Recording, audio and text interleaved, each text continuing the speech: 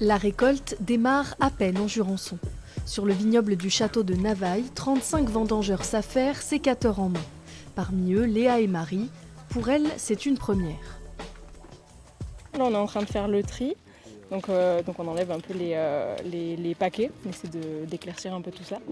Et ça se passe très bien, l'ambiance est bonne, il fait beau, le cadre est assez chouette. Je pense que ça va être un peu sportif, mais c'est agréable d'être dehors, on est concentré sur ce qu'on fait. Moi, ça me fait un petit complément dans mes revenus. Après 18 ans passés au milieu de ces pieds de vigne, Philippe sait le voir, les récoltes s'annoncent bien. Et ce, malgré les fortes pluies de cette année.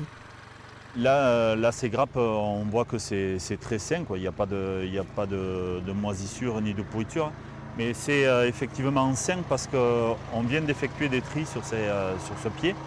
Et le tri consiste à enlever toutes les grappes qui sont en paquet et les grappes qui ont certains grains qui sont pas jolis.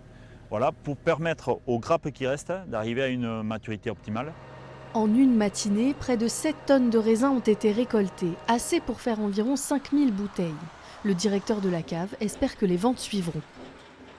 Il y a eu une période un petit peu compliquée, je dirais pour la consommation en général, pas que pour la consommation de vin, avec un peu de tension sur le pouvoir d'achat notamment. On a l'impression que les choses se stabilisent. Et l'avantage, c'est que dans un pays comme la France, le vin n'est pas forcément la première chose qui passe au second plan. Avec un rapport qualité-prix intéressant, on devrait continuer à séduire nos clients et nos consommateurs. Top départ donc pour 6 à 8 semaines de vendange sur les 850 hectares des caves de Jurançon.